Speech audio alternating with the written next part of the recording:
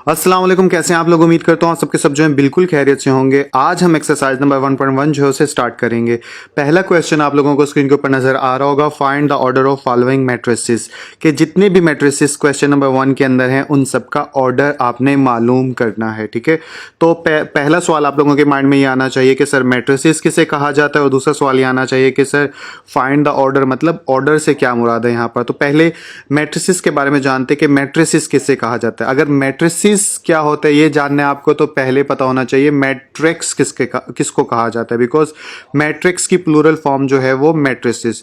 तो मैट्रिक्स की डेफिनेशन मैं आप लोगों के साथ शेयर करता हूं। तो ये डेफिनेशन आपको मैट्रिक्स की स्क्रीन के ऊपर नजर आ रही होगी, जिसमें क्या लिखा हुआ है कि matrix is an array of numbers. ठीक है, एरे का मतलब आप लोगों को डिस्टर्ब करोगे कि एरे का मतलब ये होता है कि कोई भी चीज़ तरतीब के साथ हो, एक खास शक्ल इख्तियार कर रखी हो। जैसे मिसाल के तौर पे इधर देखें कि के पहले एक लाइन ऐसे जिसमें 6 और 1 लिखा हुआ है, फिर एक ऐसे है 6 और -9 सॉरी 4 और -9 लिखा हुआ है, इधर 24 और 8 लिखा हुआ है। तो बेसिकली अगर आप गौर करो तो ये सारे नंबर एक खास तरतीब के साथ लिखे हुए हैं, तो इसलिए इसको एरे कहा जा सकता है। ठीक है, क्योंकि नंबर्स जो हैं एक खास तरतीब, जैसे स्पेस यहाँ पे भी है, यहाँ पे भी है, यहाँ पे भी है, तो इस तरह के यानी कि कंडीशन में, इस तरह के पैटर्न में आपको जो भी चीज़ नज़र आती है, ठीक है, उसको बोलते हैं एरे ऑफ नंबर्स। ठीक है, कि नंबर्स को एक खास तरतीब के साथ दिखाना। तो एरे ऑफ नंबर समझ में आ गया होगा। अब मैट्रिक्स समझना आसान है कि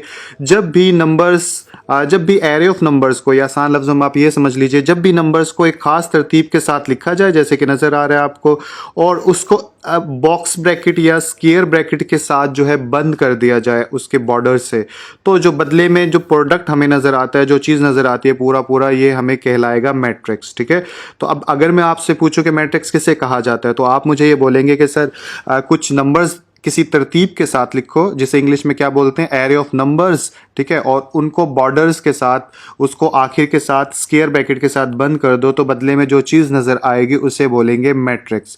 ठीक है, अगर एक इस तरह की यानी प्रोडक्ट हो, एक इस तरह के नंबर्स के साथ ब्रैकेट्स बंद किए हो, तो एक मैट्रिक्स होता है। जब एक से ज़्यादा मैट्रिक्स किसी जगह पे हो तो उसे मैट्रिसेस पढ़ा जाता है। आगे चलेंगे तो मैं आपको बता भी दूंगा फर्दर कि इसे मैट्रिसेस कहा जाता है। ठीक है, तो मैट्रिक्स आपको समझ में आ गया। तो सवाल की तरफ दोबारा चलते हैं। अगर सवाल ऊपर देखूं तो ये क्वेश्चन आ गया हमारा। तो मैट्रिसेस यानी कि अब आपको क्वेश्चन के अंदर सारे नजर आ रहे होंगे, सारे मैट्रिसेस मौजूद हैं। ठीक है, अब उनको ऑर्डर मालूम करना है। तो अब बात करते हैं हम ऑर्डर के ऊपर, कि किसी भी मैट्रिसेस के ऑर्डर कैसे मालूम करते हैं। तो ये ऑर्डर की डेफिनेशन जो है आपको स्क्रीन के ऊपर नजर आ रही होगी, एक बार इसको पढ़ लेते हैं। इसमें क्या बोल रहा है, the number of rows and columns that a matrix has is called its order.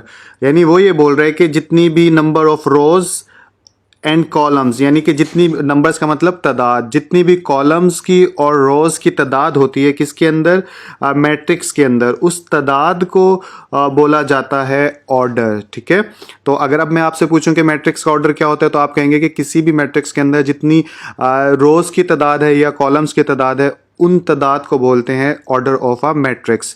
अब एक और सवाल पैदा हो गया आपके माइंड में कि सर रोज किसे कहते हैं और कॉलम किसे कहते हैं। तो ये रोज की डेफिनेशन अब आप लोगों को स्क्रीन के ऊपर नजर आ रही है, जिसमें क्या लिखा हुआ है, इन मैट्रिक्स के अंदर द एंट्रीज। अब एंट्रीज किसे कहा जाता है, किसी भी मैट्रिक्स के अंदर ये जो नंबर होते हैं ना, इनको बोलते हैं एंट्रीज। ठीक है, अब इसके अंदर कितनी एंट्रीज है, 3 3 6 3 9, यानी 9 नंबर्स हैं तो 9 एंट्रीज होगी।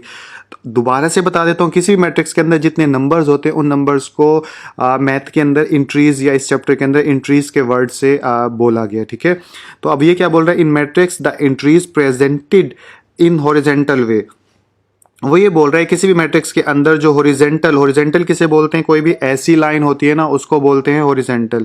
तो कोई भी मैट्रिक्स के अंदर जो इस तरह की लाइनें हैं, जैसे कि बॉक्सेस बने भी हुए हैं आप लोगों के लिए, लेकिन मैं इनको कलर कर देता हूँ, इस तरह की लाइंस होती हैं, उनको बोलते हैं रोज ऑफ अ मैट्रिक्स। जैसे किसी मैट्रिक्स के अंदर अगर इस मैट्रिक्स के अंदर 3 रोज हैं, इसीलिए R1 R2 और R3 का इधर नाम दिया गया है। तो इसी तरह किसी भी मैट्रिक्स के अंदर 2 रोज भी हो सकती है, किसी के अंदर 3 रोज भी हो सकती है, किसी के अंदर 1 रोज भी हो सकती है। तो आपको बुक के पेज पे क्वेश्चन के सूरत में नजर भी आ रहा होगा। तो जिस मैट्रिक्स के अंदर इस तरह की लाइनें होती हैं उन्हें रोज बोला जाता है। तो अब बात करते हैं कॉलम्स की, कि कॉलम्स किसे कहा जाता है। कि देखें, किसी भी मैट्रिक्स के अंदर अगर इस तरह से नंबर्स को देखा जाए तो उनको बोलते हैं कॉलम्स। जैसे अगर इस तरतीब से देखा जाए तो तीन लाइनें ड्रॉ हो सकती हैं। यहाँ पे लिखा हुआ है ना कॉलम, कॉलम का मतलब ये होता है कि एक ऐसी लाइन को वर्टिकल, यहाँ पे लिखा डेफिनेशन पढ़ लेते हैं कि in matrix all the entries presented in vertical way. ये जो वर्टिकल वे होता है ना, यानी कि वर्टिकल लाइन ऐसी होती है, तो इस तरह से किसी भी नंबर को गिनना उसको बोलते हैं वर्टिकल वे या कॉलम्स भी कहा जाता है। ठीक है, वर्टिकल वे के हिसाब से गिनने को कॉलम्स कहा जा सकता है। तो इधर 3 हॉरिजॉन्टल कॉलम है, इसीलिए यहाँ पे C1 C2 C3 लिखा हुआ है। तो इस तरह से किसी भी मैट्रिक्स में गिनेंगे तो कॉलम्स कहलाएंगे और इस तरह से गिनेंगे तो वो रोज कहलाएंगे। तो अब आई होप ये आपको रोज कॉलम्स का चक्कर जो है समझ में आ गया होगा। तो क्वेश्चन नंबर 1 आप लोगों को स्क्रीन के ऊपर नजर आ रहा है। हमारे पास एक मैट्रिक्स है जिसका नाम है ए। एक और बात आपको बता दूं कि जो कोई भी मैट्रिक्स होता है उसका कोई ना कोई नाम जरूर होता है। तो यहाँ पर इस मैट्रिक्स का नाम है ए और हमने मालूम करना है इसका ऑर्डर। तो ऑर्डर मालूम करने के लिए जैसे कि आपको बताया था कि पहले कॉलम्स कितने हैं वो लिखो, फिर रोज कितनी है वो लिखो और उसके बाद वो मेंशन करके बता दो। तो यहाँ पर मैं लिख देता हूँ। तो ये नंबर ऑफ रोज हमने मालूम करनी है कि ये कितनी है। तो इसमें देखिए एक रो ये है, एक रो ये है, तो 2 रोज हैं। तो इधर मैं क्या लिख दूंगा, इधर मैं लिख दूंगा 2। और इसके अलावा कॉलम्स कितने हैं, कॉलम्स गिने तो 1, एक कॉलम ये है, एक कॉलम ये है, तो 2 कॉलम है इसके अंदर। तो यहाँ पे लिख दूंगा 2। तो नीचे क्या लिखेंगे, नीचे ये फार्मूला एक किस्म का बन जाता है कि नंबर ऑफ रोज के ऑर्डर अगर मालूम करना है कि ऑर्डर ऑफ अ मैट्रिक्स, तो नंबर ऑफ रोज कितने हैं, नंबर ऑफ रोज हमारे पास हैं 2 और यहाँ पे ये आ जाएगा बाय।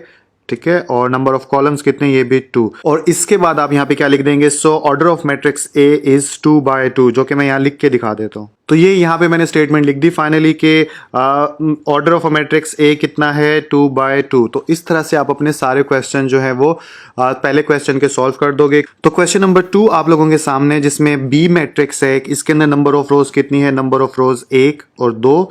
तो 2 रोज हैं इधर, तो आप यहाँ पे लिख देंगे 2 और 2 ही कॉलम है इधर। देखिए पिछले क्वेश्चन की तरह ये ऐसे ऐसे, तो यहाँ पे भी लिख देंगे आप 2 और इसके बाद नंबर ऑफ रोज कितनी थी, यहाँ पे इक्वल का साइन डाल के 2 और ये डैश बाय डैश 2 और यहाँ पे मैट्रिक्स कौन सा, so order of a matrix B is कितना है, वो है 2/2। ठीक है, तो ये क्वेश्चन भी आप लोगों का कंप्लीट हो गया। तो क्वेश्चन नंबर 3 आप लोगों के सामने कि सी एक मैट्रिक्स है, इसके अंदर नंबर ऑफ रोज काउंट कर लो। तो एक ऐसे लाइन डल सकती है, इसलिए एक रो आ गई इसके अंदर, तो रोज के आगे मैं लिख दूंगा 1।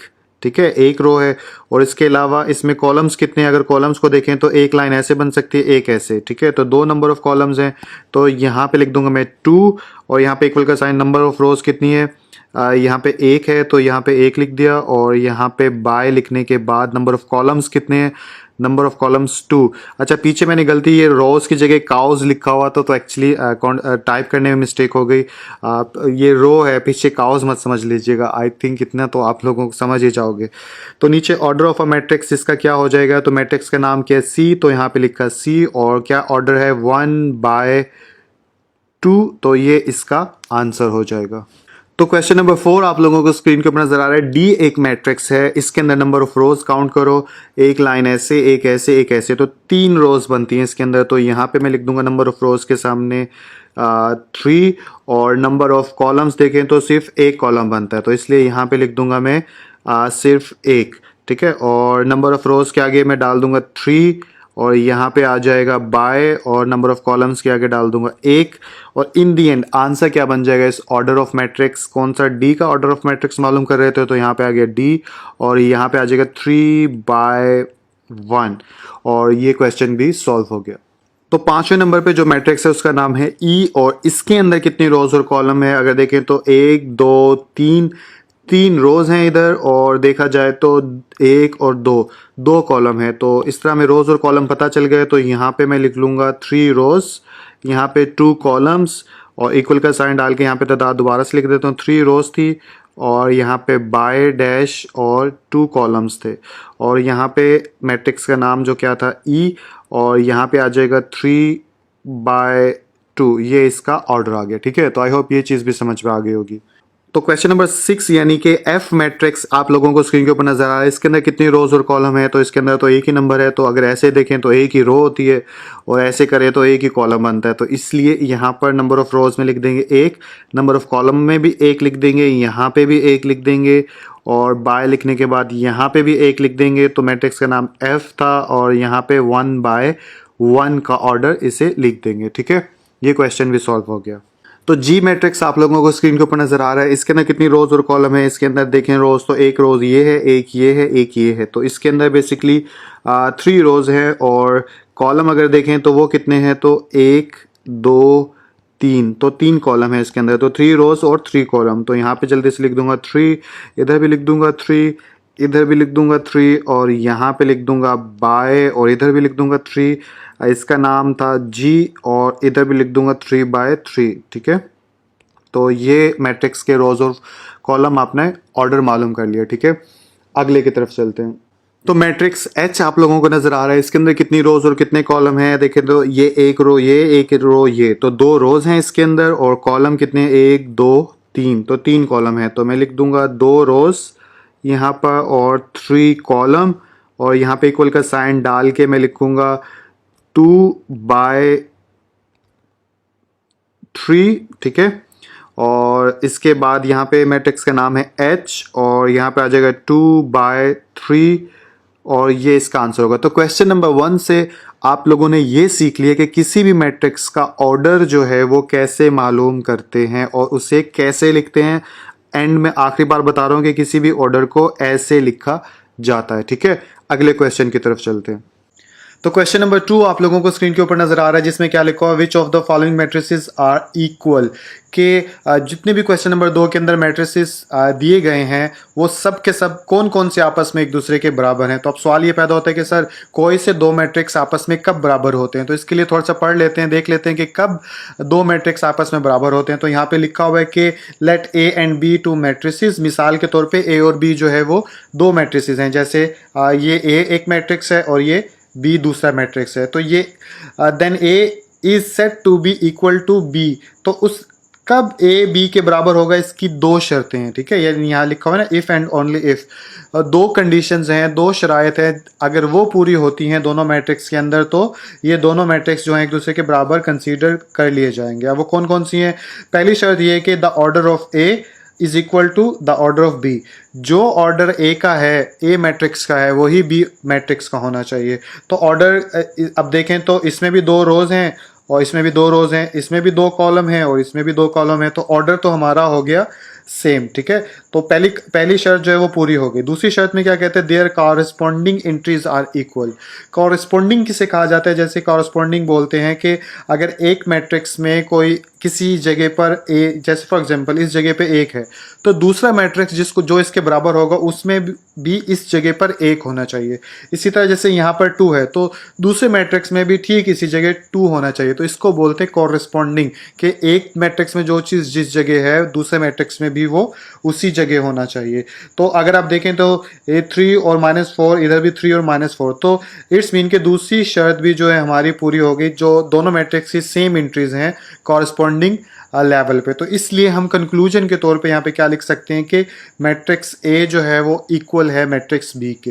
तो इन 2 शर्तों को हम क्वेश्चन नंबर 2 के अंदर हर आपस में देखेंगे। आपस में देखने के बाद जो 2 आपस में बराबर होंगे उनको हम इक्वल करार दे देंगे, जो बराबर नहीं होंगे उनको नॉट इक्वल करार दे देंगे। ठीक है, तो क्वेश्चंस करूंगा आपको और अच्छे से समझ में आ जाएगा।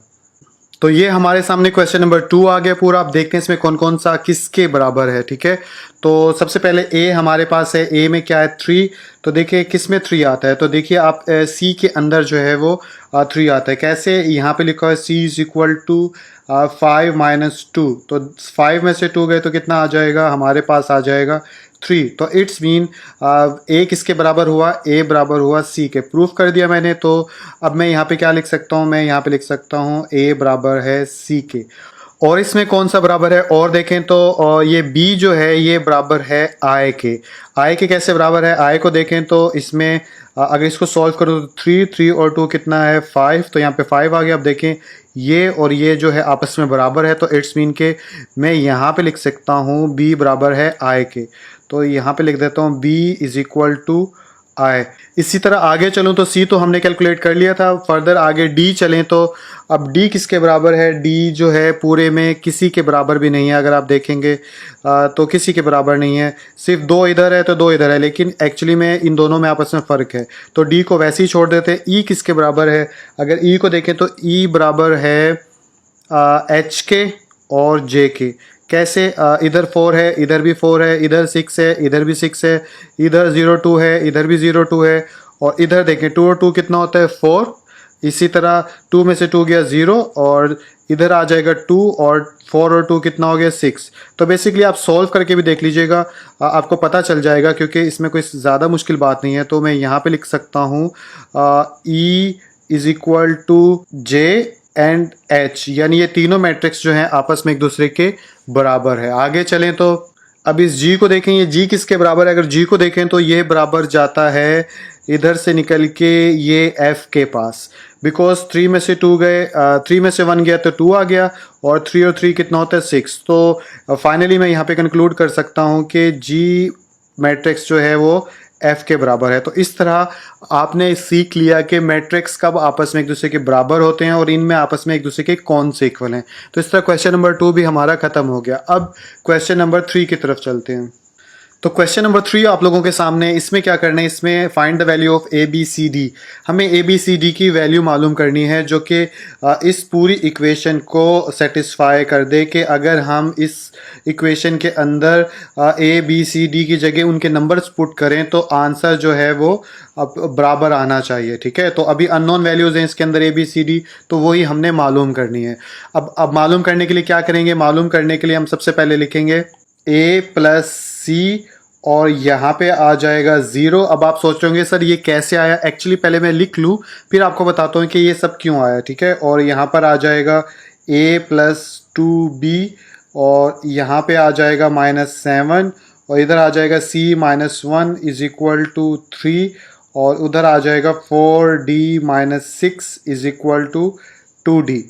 इसको मैं नाम दे देता हूँ इक्वेशन 1 का, इसको दे देता हूँ इक्वेशन 2 का, इसको इक्वेशन 3 का, और इसको दे देता हूँ इक्वेशन 4 का। ठीक है, तो अब मैं आपको बताता हूँ। तो देखिए अभी हमने पिछले क्वेश्चन में देखा है कि जो भी मैट्रिक्स आपस में एक दूसरे के बराबर होते हैं उन सब की जो इंट्रीज होती हैं वो भी एक दूसरे के बराबर होती है। अगर इंट्रीज बराबर नहीं है तो इट्स मीन कि वो इक्वल नहीं हो सकता। अब इस क्वेश्चन में हमें पहले ही पता चल गया कि ये दोनों जो मैट्रिक्स हैं एक दूसरे के बराबर है, बस हमें ये नहीं पता कि इसके अंदर ए बी सी डी की वैल्यू क्या है, जो कि हम मालूम कर लेंगे। तो लेकिन ये हमें पता है कि बराबर है, इसलिए हम ये किसके बराबर हो गए, कॉरस्पॉन्डिंग इसके। ये इसकी कॉरस्पॉन्डिंग कौन सी है, ये वाली। इसकी कॉरस्पॉन्डिंग कौन सी, ये वाली। इसकी कॉरस्पॉन्डिंग कौन सी, ये। तो बिकॉज हमने पिछले क्वेश्चन में अभी सीखा है कि कॉरस्पॉन्डिंग एंट्रीज बराबर होती हैं इक्वल मैट्रिक्स के अंदर, तो इस लिहाज से हमने ये सारी इक्वेशनें जो हैं 4 बना ली। अब इन चारों को हम 1 बाय 1 सॉल्व करके इनके अंदर से जो अननोन वैल्यूज हैं वो हम मालूम कर लेंगे। तो सॉल्व करने लगेंगे तो सबसे पहले हम थर्ड इक्वेशन को सॉल्व करना शुरू करेंगे, और जिसके लिए हम इक्वेशन की स्टेटमेंट भी पहले डाल देते हैं कि फ्रॉम इक्वेशन नंबर 3। लेकिन सवाल यहाँ पे ये पैदा होता है कि सर थर्ड इक्वेशन से ही क्यों शुरू करेंगे, बिकॉज अभी आपको मैं बताता हूँ सॉल्व करने के बाद। ये मैंने यहाँ पे थर्ड इक्वेशन लिख ली, c - 1 इज इक्वल टू 3। अब c की वैल्यू मालूम करनी हो तो ये -1 उधर जाके क्या हो जाएगा +1। कोई भी चीज़ इधर माइनस की होती है उधर जाके क्या हो जाती है प्लस की। ठीक है, इक्वल के। तो यहाँ पे आ जाएगा 3 + 1, और c इक्वल आ गया हमारे पास, सॉरी 4 लिख दिया मैंने, यहाँ पे आएगा c 3 + 1, और यहाँ पे आ जाएगा c इज इक्वल टू 4।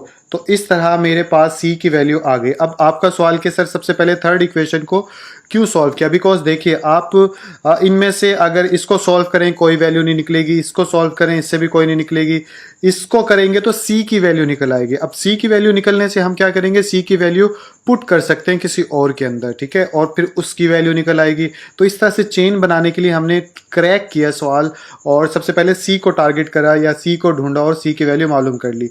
अब मैं c की वैल्यू किस में पुट करूं, अगर c की वैल्यू मैं इसमें पुट करूंगा इक्वेशन नंबर 1 में, तो मेरे पास a की वैल्यू आ जाएगी। इसलिए अब मैं यहाँ पे लिख दूंगा फ्रॉम इक्वेशन नंबर 1, और इक्वेशन नंबर 1 हमारे पास क्या है कि a + c। यहाँ पे लिख दूंगा अब मैं a + c, और इसके अंदर जो है a plus c is equal to zero था ना, ऊपर से अगर मैं दिखाऊं ये देख लें, आप ऊपर देख लें, a plus c is equal to zero था, ये यहाँ पे ये लिख दी। अब इसके अंदर सी की वैल्यू पुट कर देंगे। मैं यहाँ पे लिख भी देता हूँ पुट, ताकि पता चले। अब सी की वैल्यू क्या है, ए प्लस सी की वैल्यू थी 4, तो यहाँ पे लिखा 4 इज इक्वल टू 0। अब प्लस 4 है, उधर जाके क्या हो जाएगा -4। तो इस तरह फाइनली हमारे पास ए की वैल्यू जो है वो भी आ गई। अब हम ऊपर देखेंगे ए की वैल्यू किस में पुट करेंगे, हमारी एक और वैल्यू निकला है।